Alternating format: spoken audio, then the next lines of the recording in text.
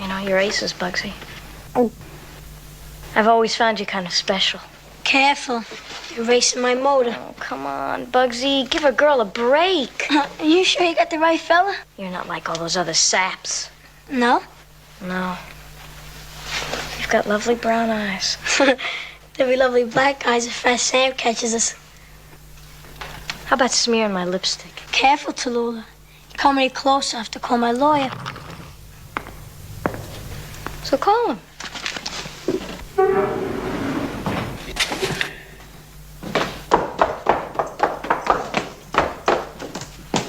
Blousey! Blousey! Hi, welcome to the Bench Movie Club. My name is Charlie. My name's Ben. And in this episode we're talking about the 1976 musical kid classic Bugsy Malone. I say kid classic just because it's got kids in it. But yeah. Alan Parker's Bugsy Malone. Yeah. He made this because he had kids himself at the time, and all he got to show him was Disney films. He wanted to show him something else rather than the Disney film, and he thought, I'll show him a proper film, but I can't really because they're too young. So he decided to make them one where they can look and identify with the characters in it. That's why. It's unusual to see a film with a completely child cast. Like, I think the oldest person Well, on name the another set one. was 16. No, it wasn't another one. No. Disney films, but they're not. Yeah, but they're not kids, are they? Yeah, but this is the thing. Even other films where it's like mainly child cast, say something like Annie. Well, Annie, yeah, or Goonies, they're meant to be children. Whereas in this, you're supposed to believe that they're adults. They're living in their own little world, where they're like shoemakers and library and barbers and restaurateurs. You know, the waiter is in the restaurant. Which waiter? You know the waiter who pours the spaghetti on the woman. Oh, right, okay. That was Phil Daniels from Quadrophenia. Oh, is it? Yeah. Oh, that's just mad. I didn't know that. Yeah, I only see didn't that know on IMDb credits. He was the I waiter didn't who notice spilled that. the spaghetti. Oh, okay. Yeah. Yeah, no, I chose this film because it's a film that I remember really fondly from my childhood, and it's so catchy. The songs in it are so catchy and so well choreographed.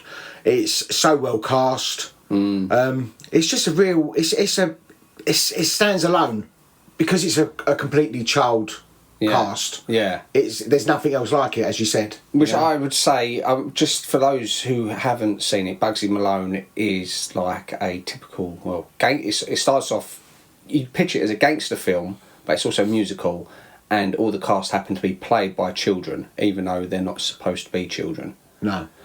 And it's about two rival gangs trying to get their hands on splurge guns. Yeah. I always wanted one of them when I was younger. They actually fired out ping pong balls. Yeah.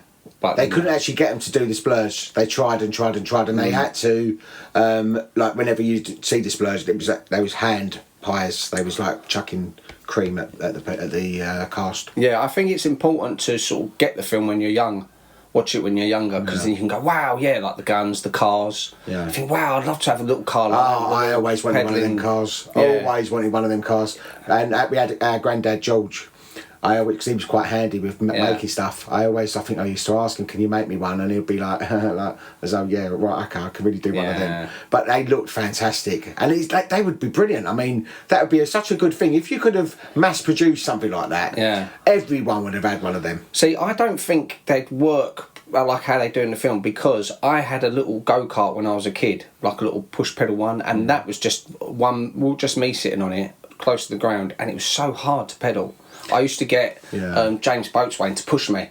He used to push the back of it so I could go really fast. Yeah, maybe it's a two-man thing. Maybe that was all two-man. They probably had like a little engine on it as well, but then it could work like those mopeds, like cycling and back. I mean, they wouldn't be safe. They were brilliant on the road. But the thing is, you would get kids going out in the road on them. As a kid watching that film, you go, wow, I ain't old enough to drive yet, but can I have one of them? It's like having a hoverboard from Back to the Future. Yeah, exactly. You wanted one of them, and all of a sudden you'd know that it's probably going to... They don't exist. Yeah.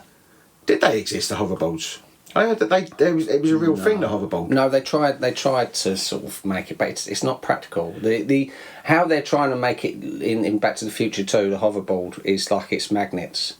going off anti-magnets going off the floor, but that's not practical unless you have the floor is made of metal. Yeah, that's what I thought that. So, maybe one day they'll have something similar. But at the moment, anything like hover, like the hovercraft that the UK invented to go across the channel, it's just fans blowing off the floor, lifting you up.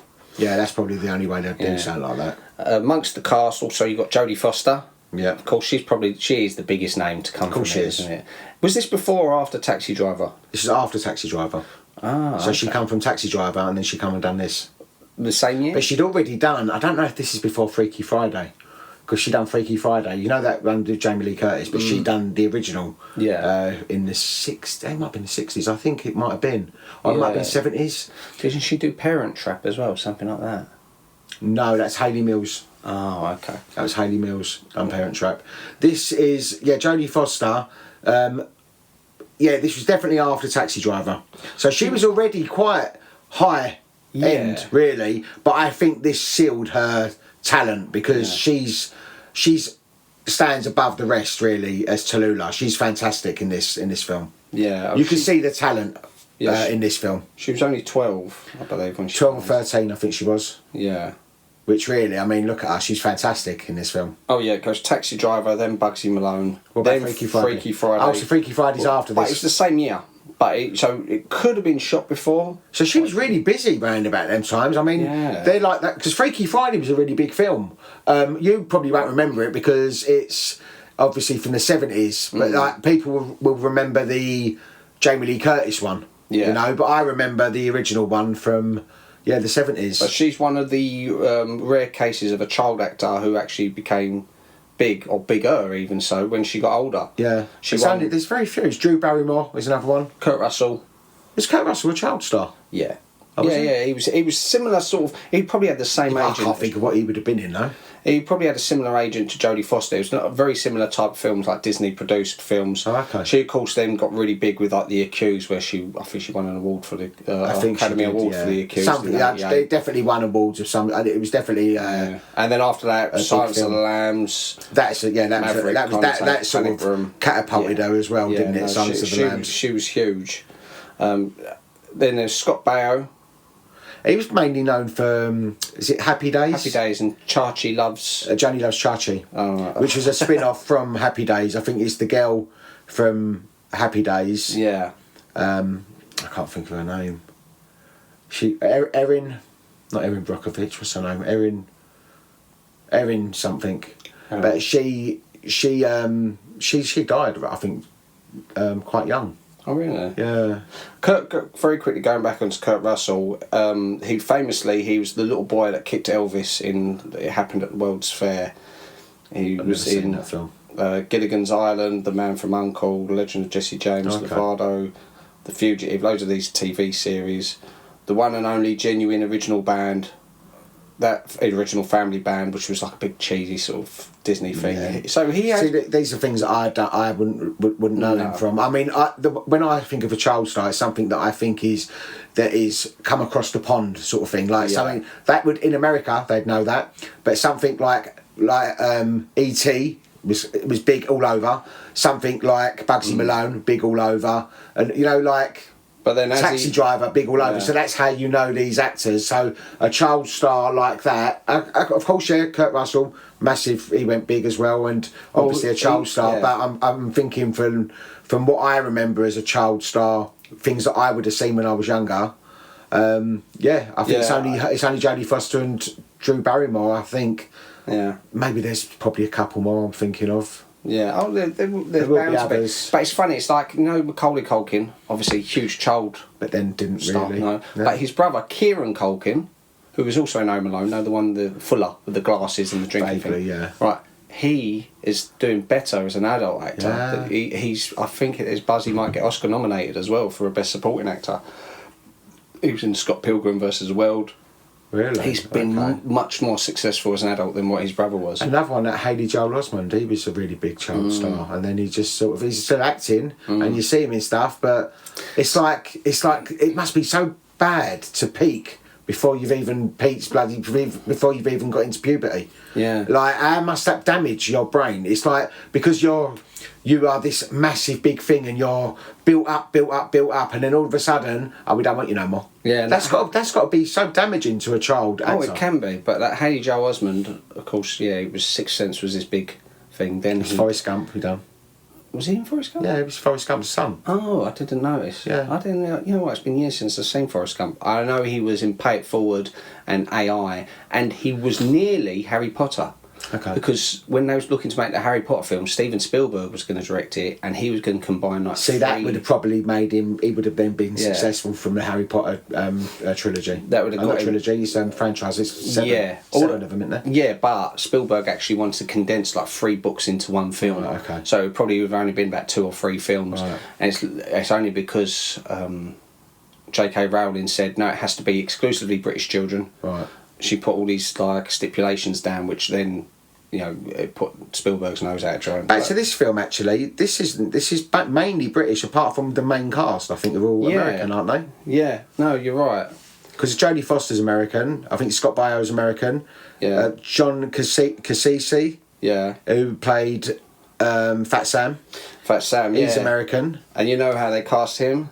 No. What happened, Adam Parker, he went into a Brooklyn classroom and he asked for the naughtiest boy in the class. Oh, really? And everyone said John Cassisi. And that's why he made him Fat Sam. And it works. And I suppose there is logic to that, because you think naughty boys are often more confident.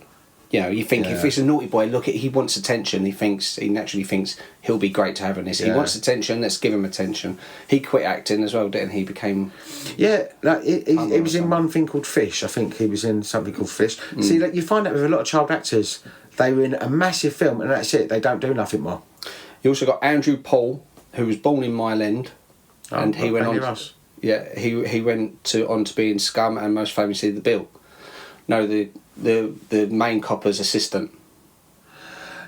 Yeah, quite tall. Yes. Dark-haired, skinny-ish. Yeah. I always know him from The Bill, because he was in The Bill for years. Yeah, I think I would recognise But he was also in Scum as well. That's right, he was born in Mile End. Yeah. Dexter Fletcher, of course, who was only about 9 when he done this. Babyface. And it's funny because you think, if you're naming, it's such an iconic character for this film, and yet he's only got a tiny bit of screen time. He comes in at the very end of the film. Yeah. I was watching last night, the Down and Out song, which is right near the end. I think it's one of the last songs. It's the penultimate song. Thinking, well, Dexter Fletcher's character, Babyface, must be in there. I couldn't spot him. I couldn't spot him. Yeah. So it's like he literally gets the baseball bat. They've got the pass this to Babyface, Yeah. and it shows how repetition. Right at the very end, you see him. You see him a couple of times, and that's about it. Yeah. He, of course, went on to be in Press Gang and Lock, Stock and Two Smoking Barrels, but he's more famous now as a director, because he made Eddie the Eagle and Rocket Man. Right, okay. You know, and Wild Bill. So he's he directed them. He wasn't in them. No, he directed them. Oh, okay. I thought he was in them. Oh, he might have had a small part. Bonnie Langford, of course, is in it. She was mainly known for a program called Just William, where she'd go, I scream or something like that. I just know the name. That's my mum used to say that. That's how I knew. That's mum told me when I was young. That's Bonnie Langford. She's famous for. She was, for me, for my generation, she was just famous for being famous. Just one of those people who turn up on like celebrity squares or something like that. Lionel Blair kind of thing. Here's Bonnie Langford. She'd come out. Oh, look at me, like almost like a Baby Jane. She is like Baby Jane, isn't she? She's also in EastEnders and Doctor Who as well. Yeah. Yeah, nice she's pretty. Face. Yeah, great face. Yeah, could do a lot with that face.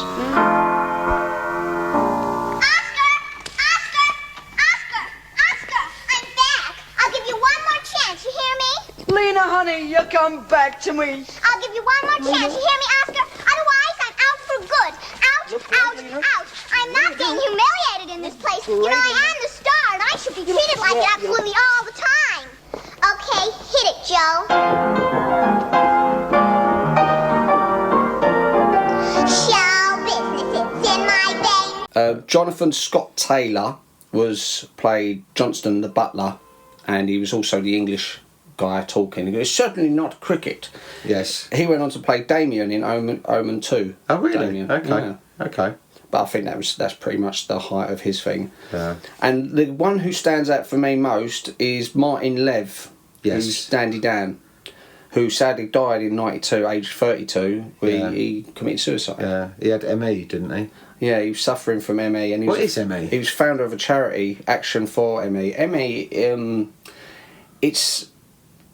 I can't remember what ME actually stands for.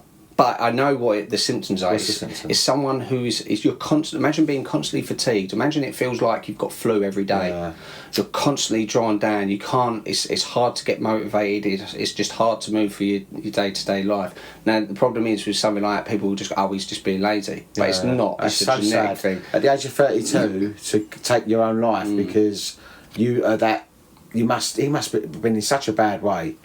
But even from childhood, he often had like demons. He suffered from depression, and there's a specific scene in this film which is really something I just sort of noticed at the end when they're singing the big number. Yeah. And you got Leroy Brown shakes his hand and goes, shake an open hand. Yeah. Maybe if you see as Dandy Dan pulls his hand away, he's holding his hand as if that boy had really squeezed his hand tight. Oh, okay. You know, it's like he's actually hurt his hand. I know what you mean, but I don't know. Would it be that? I don't know. He looks, because he's quite small anyway. Yeah. I don't think he was. Loads of them were probably older than what they looked, because obviously as a child actor, people love children to be shorter than what their age is. Yeah. Because they automatically think, okay, well they're obviously more intelligent. They can play younger. Yeah. You know? Well, because also with Dandy Dan's character, the one that plays his girlfriend was originally meant to play Blousey, but she had a growth spurt, so she ended up having to play Dandy Dan's girlfriend. Can you imagine? She's had the main role taken off of her because she suddenly started growing. She looked too tall for Scott Baio. Yeah. But And that then- Blousey, she'd never done anything afterwards. No, did but I never liked her. No, she was... Florrie Dugger, but what's her name mainly known for? A different surname. Nothing. I didn't even write her name down because she does get on my nerves. Oh, it's full- you know go what? for I know she's Tallulah. only 13. So it's not me as an adult like criticising her. I didn't like her when I was younger. No. I don't think a lot of people did. I think a lot of people thought, she was so boring. And she was just, it was just the character. Whereas it'd have been interesting to see how the other actress would have played Blousey, because maybe Blousey would have been a completely different character. I just don't think I liked the actress. No. I think she seemed really kind of moody and just like there was nothing appealing about her. Yeah, because Do you know? Bugsy, was obviously how it's written, she's supposed to have a bit of give and take with Bugsy. He's cracking on to her and she keeps going, listen, Buster, don't call me, we'll call you, kind of thing. But the way she's sort of delivering lines, you think, if I was actually cracking on to a girl and she was that rude, I'd think, you know what, forget you, I'm going back to Tallulah. Yeah. At least she's up for it. You know? Yeah, no. It's As a 12-year-old boy. Yes, I know. Obviously. No, not as a man, I know. This is something that loads of people have issue with. So, obviously, loads of people don't like the sexualisation of children, which is fair enough. I don't like it. But I didn't see it like that when I was young. Because I see this at the age group. I was a child, like you was a child when we see these films. I was younger than these in this film when I see this film. So that's how I take this film as, in them eyes. I don't see it as being very sexualised. I don't think it is. I don't think it today's is. standards. But I just think with how oversensitive people are, especially like if you look at that number, My Name Is Tallulah, when she's dancing about and she's stroking the guys' faces and pulling their things, they're only little boys as well. But you could see by the boys' faces, they almost seem like genuinely like, well, how am I supposed to react to this? Because boys at that age, they don't care about girls. No. But obviously, we're watching it as if like, oh yeah, she's supposed to be just the typical dancer that you see in any film. But she does it well. She doesn't do it in a bad. I mean, she's fantastic in it. Jodie Foster. She's like, her confidence is outstanding. You know, like, and she really does carry that role. I don't think anyone else could have done that role as good as her. No, and I think that is a good point about it. Is how well she acts it. Yeah. That you look past that and you think, oh, she's literally just playing a character. Yeah, But it's a she's playing that character. flirty kind of character, but without over sexualising it, which is quite tricky to do. Yeah. But maybe because she wasn't sexualised at that age, so that's the reason why she's not sexualising it. Although this was after Taxi Driver as well. She was probably aware of that world. Yeah, but she probably didn't realise, like a Taxi Driver, like there's the main scene. She had a body double. She had a body double. It was her sister. Yeah. It was a body double for any extreme parts in Taxi Driver because she was only like 11 or 12 in that film. Oh, her sister. No, her sister was about 16, 17 or something. Yeah, but even still, so anything, she wouldn't have known about them bits. She wouldn't have known what that was supposed to be. Yeah. The sister obviously then covered over done the body double for them bits. But sorry, just staying on the Tallulah bit, because it's like there's a bit where she sort of groans. Oh, yeah. But what people don't think about is she's not actually singing that song. No. All the songs in this are mine. All the male vocals is Paul Williams, who wrote the songs, and they would have had female singers singing the female parts. So it's literally just saying to kids, just mime to this, like how you would have got to me to mime along to. Is this the one I'm looking for? Yes, I have no idea what I'm miming to. I'm just saying words. Yeah. Paul Williams, who wrote all the songs, done fantastic. I think pretty much all brilliant the songs. Numbers and choreographed as well, because I put that Fat Sam's Grand Slam on my TikTok, and it is so well choreographed. Yeah. Even to this, it is so well done. You look and you think they're all youngsters, and that's got to be so hard, because they say never work with animals or children. Yeah. And that is so well choreographed. They do an amazing job. It looks. It's just amazing. Even to this day, every number, again, going back to Tallulah, and they've got all their heads shaking their heads and stuff. Yeah, I just think it's so well done. It's so well choreographed. And the other problem that they would have had with having an all-children cast is even then, the child laws, each of those children would have had to have their own chaperone. Usually their parent. They couldn't work at night. No. So they had all these rules that would have really messed up the production. So you think that last bit where there's the big custard pie fight, so say there's like 50 kids in there, that means there's an extra 50 adults standing behind the camera, and that's not even including the cast and crew, the crew and the director. It would have been a logistical nightmare to get all of those set pieces, so not only because you'd have had to have the chaperones there constantly all the time, and the people, and dealing with children, especially with their parent on your shoulder. No, you're not quite right, you've got to turn around here and stuff. You know, it's pushy parents as well. Yeah. You'd have had a lot of them, like stage school mums and all that. Because there was something back in the 1930s called baby burlesque, which is where Shirley Temple started out, and it was basically children like about 3 years old, 4 years old, and they're all dressed like, you can look it up online, like old black and white films called baby burlesque, and the boys would have like this big over the top cowboy boots walking about, and they'd make adult stories with these little children. But it was a lot easier back then because there was like 0 child laws, so they literally just went and grabbed a bunch of kids, stuck them on set, and got them to do act out these films. What's baby burlesque? I don't understand. That's what it was referred to, baby burlesque. But burlesque is like a sort of a dance thing. Yeah, and it had Shirley Temple, this little 4-year-old girl with her little white frilly dress, dancing side to I've seen side. her do was it Good Ship Lollipop, that kind of that would have been that was after. So it was when she was even and you have all these other sort of young babies like 4-year toddlers standing at the bar as if going, oh, she's really nice, she's really hot kind of thing.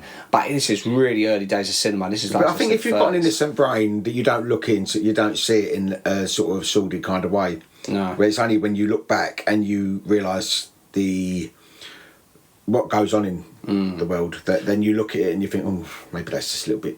Well, as a viewer, this is it. As a viewer, we can watch even those things, the baby burlesque or Bugsy Malone. You can look and go, oh, it's a really good idea. So it's a bunch of kids doing this because we've got normal innocent minds. When you look into the world of Hollywood and all these dirty old men, and you think. I know Alan Parker's not, but you would think for those baby burlesque, how many of them were stipulated by this idea, I'd love to be surrounded by little children, I'm going to make this kind of thing. Yeah, and I suppose it wasn't really highlighted so much then, for people to notice and go, well, they're only kids, so they can't do it, innocent people wouldn't think like that. No. I know there was one film, I see a film and it really disturbed me and I had to I know what turn it you're off. going to say. Is it Pretty Baby? Yeah, I think that's... Because there's a scene in it, when you're watching it, I remember thinking, this bit, where's that weird. from? That was the 70s. Was that the one Brooke with Shields? Brooke Shields? And I think she's about 13 she's or 14. Prostitute or and something. you see her laying there fully naked and it's like he's drawing her and I went, no, I turned it off. I can't, it made me feel, I was like, that, and I was looking going, how is that through today? Yeah, there is a line. There's a line that... You don't need to see that. No. You could sort of see from maybe if you could sort of film her from the head bit and all that, but the fact that I just felt that it just made me feel uncomfortable.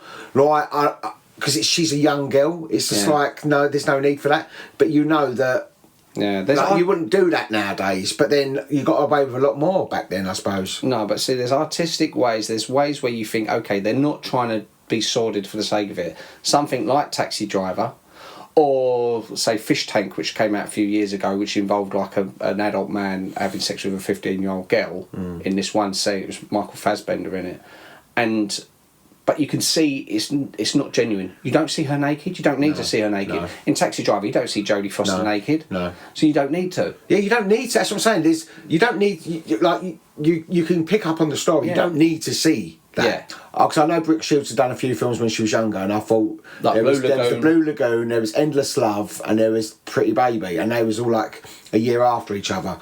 And I thought, let me watch them, because I thought that they might be... Good. Yeah, I remember seeing the Blue Lagoon years ago and thought that was good, and... anyway, so I started watching them, and yeah, it really, really made me feel uncomfortable, and I don't like things like that. No, they don't appeal to me. I won't watch them because I know what the subject matter is. Yeah. I don't need to see children No. in that kind of No, situation. no, of course not. Not for the sake of showing them in that situation. No. What was the end game of that? But that's what I'm saying. At the end of the day, that didn't actually bring anything to the story, from what I remember as well. It's like, you didn't need to show that. Yeah. Like, you already know, I think she's working, her mum's working in like a brothel kind of place, from what I remember. And I think she's working in the brothel. So you know that she's in the brothel, she's working. And it's like, it's so you don't need to sort of visually see anything. No. Do you know what I mean? It's like, but yeah, so that's one we definitely won't be reviewing. No. I mean, we'll probably review more Alan Parker films, because just briefly say the other things that he's done. He done Life of David Gower, which was okay, Angela's Ashes, Evita. He also done Angel Heart. I love Angel Heart. Pink Floyd's The Wall. I love The Wall. And Midnight Express. And I love Midnight Express. Fantastic films. Yeah. Them three alone. Oh, definitely. Wow, I'm up for reviewing all of them three. He sadly died in 2020, age 76. Oh, did he? Really that So not that old. Not that long ago. No, and it was a long-standing illness, from what I understand. Right. Which is sad, but you know he's left a good legacy behind. Yeah, and this one, Bugsy Malone, which was one of his earlier ones, again, is such a... You couldn't imagine it being made now. Like, if Bugsy Malone was made now and someone... Why would you remake that now? No. You couldn't better it. But if it had never been made, and someone made Bugsy Malone, and they said to me, do you want to go watch this film called Bugsy Malone? And I went, okay, what's it about? Oh, it's these two rival gangs, and one's killing the other ones, and they're trying to get hold of the gun, so they get this guy Bugsy Malone who's but he's also in love with this dancer and stuff. Okay, sounds alright. And it's a musical. Okay, yeah. And they're all children playing it. I've gone, no, I'm out. No. Does not appeal Also, to me. I think as well what they do now, like they've done with Annie. I never watched that second Annie because I refused to. Rubbish. Did you watch it? It's too woke. It's like when they go, right, we've got to tick all these boxes now, and it's like, but you're not concentrating on the film. You just don't want to offend anyone, and you like, even Miss Hannigan wasn't even a drunk, was she? It was like she was. Cameron Diaz played her. She was just a I think she nasty. kind of was. Yeah, but it was nothing, no way near what Miss Hannigan was in the original Annie. No, because this is the one. The original Miss Hannigan, who was played by Carol Burnett. Carol Burnett. She's fantastic. Oh, amazing. She holds every scene that she's in, and to play alongside the children. And one of my favourite songs in it, which only became one of my favourite years later, was that Sign song with her and Albert Finney. Yeah. That was added for the film, for her and Albert Finney, because they said, we haven't got no scenes together, we really want to do a song together. So they wrote that song. And the way she plays the part is like, not glamorous, which loads of actresses want to sort of still look appealing and stuff. Brilliant. She's a fantastic actor, and there's nothing against Cameron Diaz, but she is nowhere close to the talent that Carol Burnett... Yeah. Is it Carol Burnett? Carol Burnett, yeah. She's nowhere close to the skill that Carol Burnett is. Yeah. Carol Burnett, you could imagine winning Oscars. I can't imagine Cameron Diaz winning. She's perfectly fine in some of the things she does, but it's such a miscast thing. The thing is, this day and age, like Disney have proved it, everything is just so woke that I think, I wouldn't even bother to attempt to even try to watch it. No. Years ago, you would have watched it gone, well, I'm going to give it a go. I won't even give things a go now. I'll look and go, that doesn't appeal to me at all. I'm not going to give it any time. This is the great thing about cinema anyway, because there's so many times when even they ain't even got to be woke remakes. Any remakes. There was a remake of RoboCop a few years ago. I watched it for the sake of watching it because I love the original so much. I watched it and I thought, what a pile of poo. Yeah. It's really... It's not new. right. It's not right for the time. And you know what? That's another thing. Maybe RoboCop was of the time. It was 80s.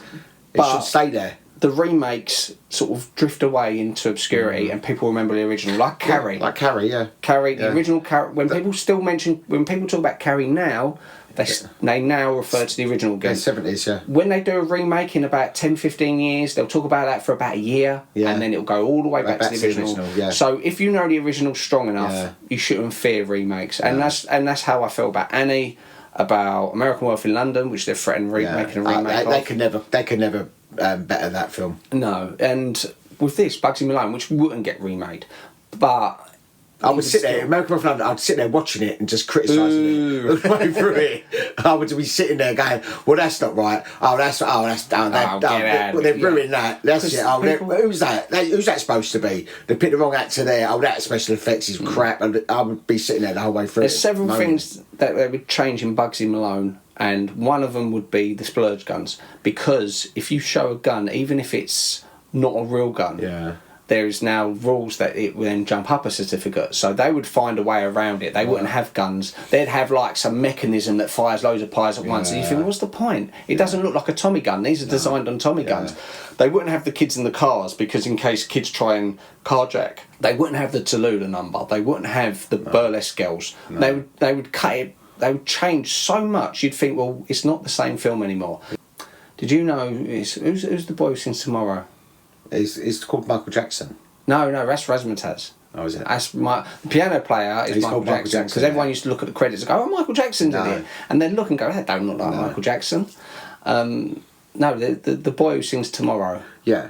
I was born to be a dancer. Banging on about Harry's great dancer. He hardly dances. You got that girl starts dancing around him, and he does like one little movement, and at the end he does a little bit of dancing. You think, I thought you're supposed to be a great dancer. He never dances in it. But yeah, the songs, there's some of the songs which are fantastic bangers. There's some which are okay. Even the slow ones, they're okay. You know, like was the ones that Blousey sings, funny enough, are probably the most boring Ordinary ones. Fall. Ordinary Fall. And I'm Feeling Fine. Yeah. I think she sings. I think I'm Feeling Fine slightly better than Ordinary Fall, but I'd put them at my least favourite songs on the soundtrack. Even though I think that's because of Blousey though, as well. Yeah. I think because I don't think anyone liked Blousey. I think everyone was like, oh, she's so boring. She's so like beige. Yeah. She's so like, there's no redeeming qualities of her. And you look, and also apparently she didn't like Scott Baio in real life. No. So they had a bit of a frosty chemistry on the set because she didn't like him. That might sort of be one of the reasons. Yeah, the other songs though, when you could, even if it was a different actress singing them, I still think the more upbeat songs like "Give a Little Love" and "Bad Guys." They're so catchy that you give a little love and it all comes back to you. That is such a catchy tune. And it starts off with like as a new version of "Bad Guys." Yeah, you could have been anything that you wanted to be. Yeah, which I think is a fantastic number. Brilliant. Smack in the middle of the film. Yeah. Just before they all got killed. Yeah, because that's what I used to think as well. So does that mean they're all dead? Like if that was an adult version, would they all be there with their guts and their brains hanging out? And are they all like dead? Is it supposed to be that they've all passed on to the next life? I think so. I think what it's supposed to be is, when you've got hit by the custard pie, that is the custard blowing all over you is within the adult film would be all blood everywhere. So when there's the big shootout at the end where every single one of them gets hit. Yeah, apart from Blousey and no, but I think what happens is that whole segment that is supposed to be they're now when it stops with Razzmatazz playing the piano saying we could have been anything. Yeah, I think they are now all in purgatory, waiting to see if they go to heaven or hell, and then you've got the priest appears and starts making it, and you see Bugsy and Blousey dressed differently, and they're going off to heaven because they get in the car. Oh, so they're the only two going to heaven? No, they're the first two, because how purgatory works, because you die, you go to purgatory, and it weighs up, it decides, you can go to heaven, no, you can go to hell, you can go to heaven. Right. So they're all in there singing and dancing, waiting to find out what their fate is, and Bugsy and Blousey are the first two to decide, you guys... Was it supposed to be that they're all dead, or is it supposed to be that, let's say, they're just... I suppose because in the film, when they get hit by the splurge gun, they're dead. You never see them again. Yeah, that's it. No. Although that's weird with... No, it's not, because that's plaster cast, isn't it? I was about to say about the detective getting covered with plaster cast, but that's not the splurge gun, is it? So that's different. No, I think it's supposed... Because, like you said, Roxy Robinson, right at the beginning, gets hit with the splurge gun. You never see him again. No. You know, any of them who gets hit by the splurge gun, that's that it. They're out of policeman it. is standing there with the 2 in his hand, and he's just getting done by all of them, and he stands there and they look, and he's just standing there. Oh, he's not a policeman though, is he? He's he's like Looney Bagooney. That's it, yeah. Yeah, he's a specialist who comes in and just stands there while he's getting shot to pieces. His brain's getting splattered everywhere, and they drive off. This is, I mean, for Alan Parker's feature film debut, this is a hard film to start off with. You know, this has got to have been, really, this would have turned you off of doing it. This has got to be, I would say, because of all the rules and regulations and the fact of the kids and the fact that kids are growing daily and having these like spurts. All of a sudden, this one, you're going, bloody hell, like, we've got to shoot this again, and you've doubled in size kind of thing. And your voice is... Yeah, the voice is changing, and like, and moods and problems because kids like get tired, and you know it's got to have been really hard to do. And and you know what? You've imagined as a director making this as a film, thinking who's the target audience? Yeah. Because our children are going to watch this. It's not a cartoon. Our children are going to watch it. Big risk. And he, as I said, it was his own children. He's thinking, so his own children would have been his sounding board. What do you think about this idea? If it was like Gangsters, but it was children, his kids were probably as much to thank as he was. They was probably enthusiastic, and he thought, I'm going to go for it full pelt. Because if it had flopped, is it still shown on telly nowadays? Because I don't think I've seen it on telly for quite a while. Yes. And is that because of the gun thing and all this? No, I think if it's not shown on TV as much, it's only because there's so many films now. There's loads of films that used to get shown all the time, like Wizard of Oz. I hardly see Wizard of Oz on TV anymore. You know, there's certain films which we consider all-time classics, but will eventually just be a footnote to some people. Yeah. Did you also know Steven Spielberg was an uncredited executive producer for this film? Oh, really? Yeah. And it was mostly shot in Pinewood Studios, which is in England, obviously, we know that. Yeah. And over 1,000 cream pies were thrown during the making of this film. It feels like it would have been fun as a kid. Oh, yeah. Especially that end bit, they probably went, right, just go mad, there's pies everywhere, throw them, and people chucking the pies. It would have been such great fun to do it. Once they've got all these shots of the first hits of like Tallulah, Fat Sam, Dandy Dan, and you know, once they've got all the singers, once they've had their first shots, then they'll go, right, everyone just go mad and just start chucking them all over the place. The pedal-driven cars that they used in it had a maximum speed of 10 miles per hour, which ain't that fast. No. But they actually cost about as much as what a real car would have cost at the time. Yeah, the cost of a Mini, apparently. So each car that they made was like the cost of a Mini at the time. So. And Jodie Foster, Adam Parker often said about how she was like a professional actor at that time anyway. He said if I'd gone sick one day, she could have taken over production. Yeah. Well, she comes across like that. She comes across confident and she knows her stuff. Yeah. Professional, yeah. From a young age, I think you've either got it or you haven't.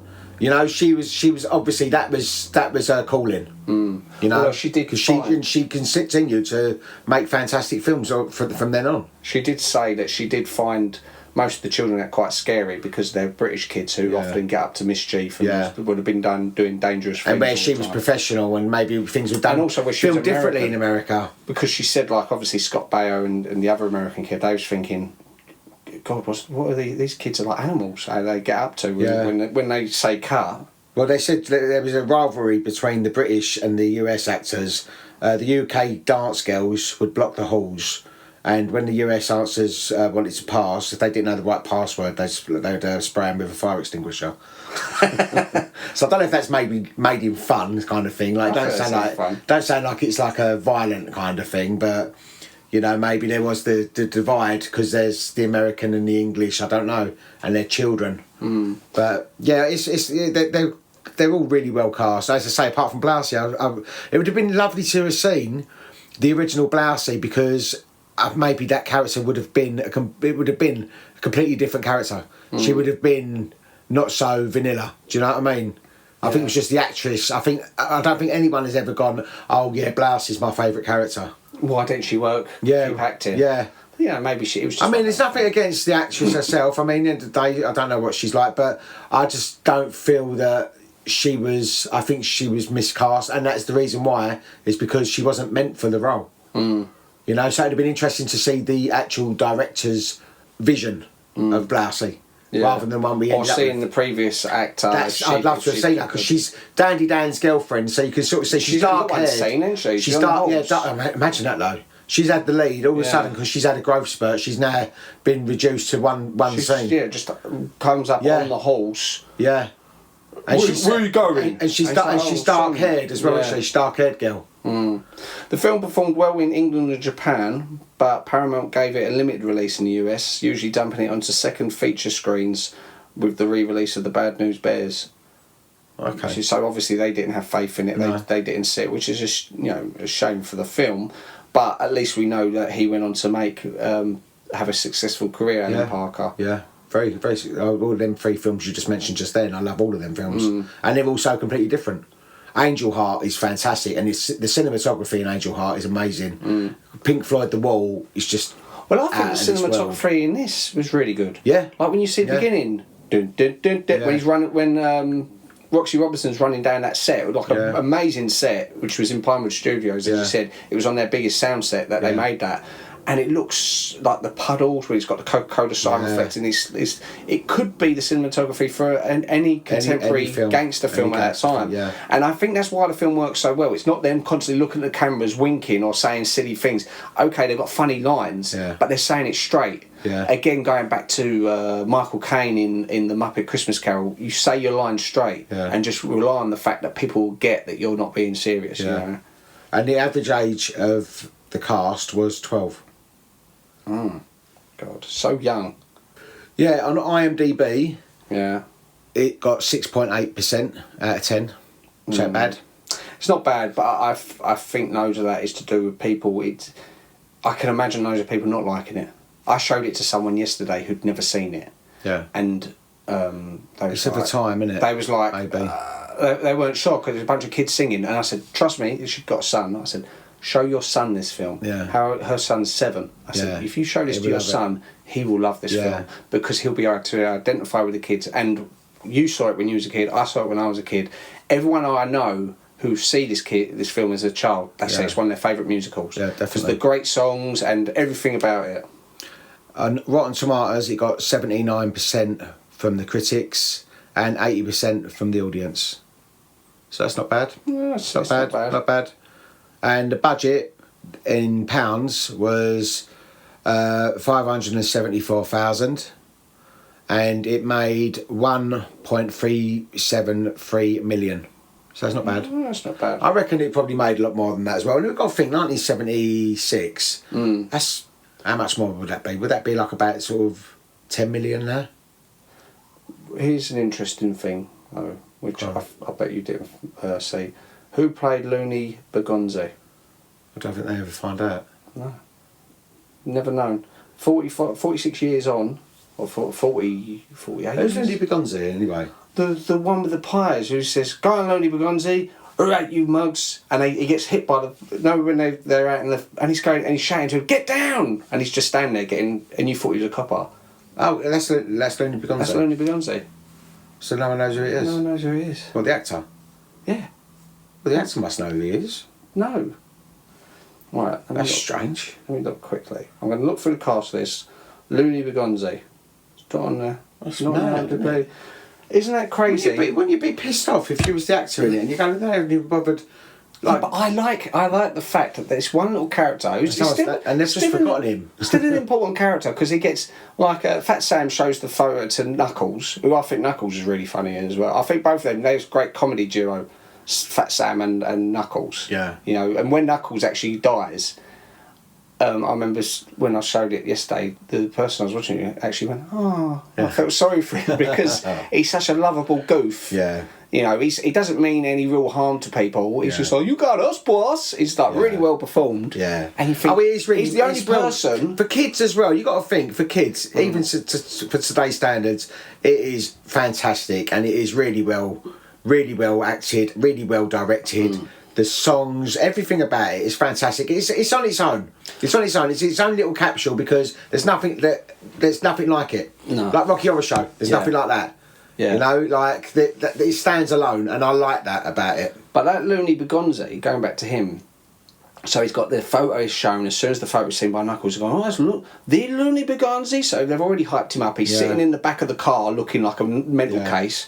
He gets up, goes, "Right, you mugs," as if he can do anything, and he gets killed. So he's an important character. As even if it's only a small part, like Babyface, and yet no one knows who it is. That's one of those things that someone about your age could claim to be him. Could go about, well, actually, I wasn't in a film. I was in Bugsy Malone. Well, actually, Charles, I've got something to tell you. Reason I wanted to do this film. I am Looney Bugsy. You should add it on IMDb. Yes. Do enough research and say, no, that was me. Don't you remember? Yeah, it's me. Yeah. Prove that I won't. Isn't that crazy? Because at no point, because all it takes is for him to stick his hand up with the actor and say, oh, that was me. So whether he was embarrassed by it or whether he was... Why would you be embarrassed by this film? No, it's not Even about if the you film, was. but you know, some people are very shy. Yeah, but you wouldn't put yourself up to being an actor in the first place. At that age as well, you'd be all for it. It's a big film, Bugsy Malone, I'm in that. You're not going to sit and go, oh, I hope no one recognises me in it. Why would you put yourself up forward for it? Yeah. At that age, you would have loved it, because in school they would have gone, oh, he's in Bugsy Malone. Yeah. You know, it would have done you favours at school to have been in something like that. Possibly. But, you know, some people aren't bothered about things like that. I ain't bothered about the limelight. They just think, I'd rather not mention it. I like to be taken seriously as a carpenter now. Yeah. I don't care about things like that. You're a dirty rat, Dan. You've been watching too many movies, Sam. Okay, Looney, let him have it! Charlie, Yonkers, it's a double cross. Okay, yous guys, freeze.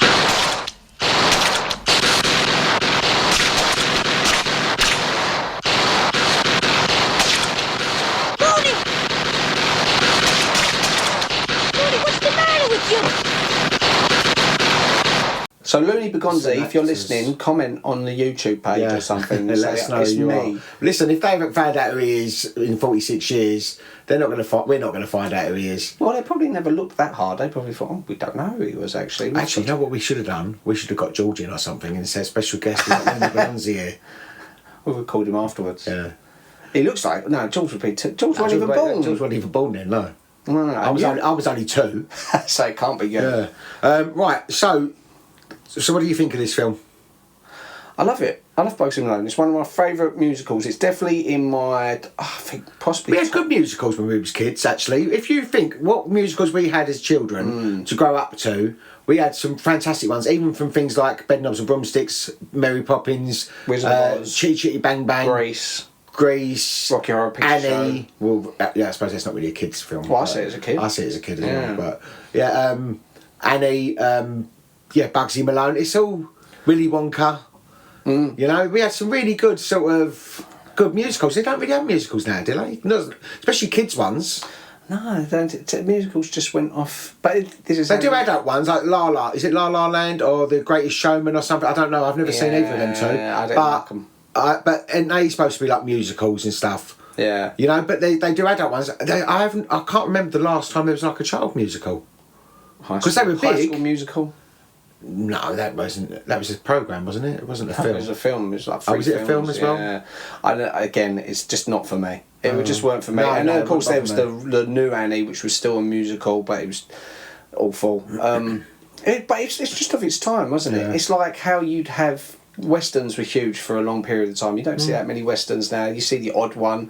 At the moment, it's all about superheroes, pretty much. That's the thing at the moment. Back in the 90s, there was the disaster movies. Yeah. You'd have all like volcanoes in one film, like tornadoes. In we was lucky growing up in an era when there was lots of child-aimed films. Like all that sort of Goonies, Gremlins, Back to the Future. Ones that don't patronise the kids. Yeah. Ones that will have adult themes in them, even though it's a kids' film. Whereas kids' Stand films... By Me. Yeah, kids' films now, they feel as if we can't do anything, where a parent would go, how dare they show that gun in the background? Yeah. Like when they reissued E.T. and they... I think it's going to swing back round again. I think it's going to come to a point where people are just going to go, oh, fuck off. Yeah. Or like when you don't like it, don't watch it.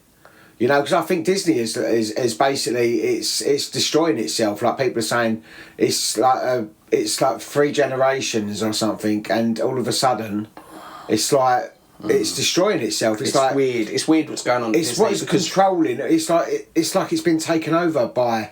For a big company, one of the biggest companies in the world, who you would have thought. I mean, obviously for years it's all about money. That how they've deliberately they're dying on this hill. They're deliberately sticking to this agenda, which most people don't really care about. Well, what was it, that Snow White thing? And she was sitting there going, oh yeah, it's nothing like the old one, because she doesn't need to be saved by a man, or she's like this weird stalker man stalking her. He wasn't fucking stalking her. No. The prince wasn't stalking her at all. No. It was like, You've just slagged off that film straight away that everyone has You've just loved. insulted the fan base. Insulted the whole. That's where it started. Yeah. And you're sitting there going, oh, like, yeah, we've grown out of that. No, you are the one in the wrong.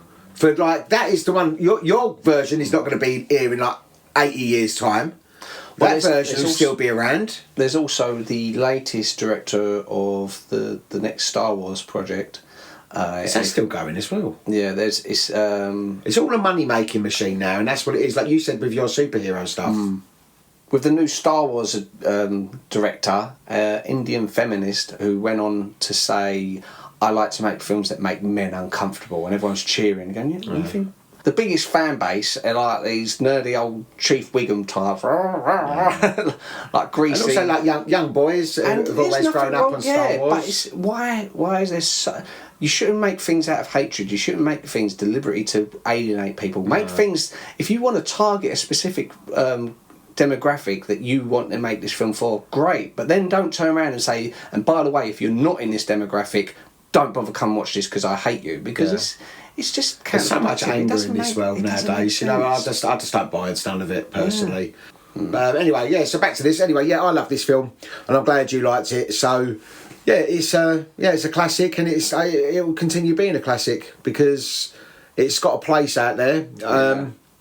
And I think even today, youngsters today that would watch this would still like it. Yeah. You know, you've got to get the right age group. I think it's so catchy though. The songs are so catchy. Yeah. That I'm glad you liked it then, Charles. Well, I knew you liked it anyways. That's why I sort of said it. Yeah. So next week. Yes. We're coming into February. Right. And the very beginning of February is Groundhog Day. So I want to pick Groundhog Day. Okay. It's also a romantic comedy, and I thought for February with Valentine's we should do. I vaguely remember. I've seen it. I love Groundhog Day. I think it's such a clever film. I like Bill Murray. He's great. He's written and directed by Harold Ramis. You know Egon from Ghostbusters. Okay. He's got a small part in it, but even though I believe they sort of fell out a little bit during the production, it's still a fantastic comedy, and it's so unique in the way it's made and everything, and I love just the idea about having to live the same day over and over again and not knowing why, never explaining why it happened. You know, it's just a great film, and it's a feel-good film as well. Yeah, well, I'm up for that. And then we're going to the Valentine's month, so it would be all like romantic films. Yeah, which this is a romantic film as well. Yeah. You know, so I know what I'm going to pick for my next one then. All right, well, watch Groundhog Day first. All right, then. Well, listen, thank you very much for listening, and we hope to catch up with you soon. See you later. Bye-bye. Tallulah, could you leave us alone a minute? This man's talk. Oh, that's all right. I'm unshockable. Go fix your makeup. I've already fixed it. Then go make yourself more beautiful than you already are. You know that's impossible. Anything's possible. All right, I'll go manicure my gloves.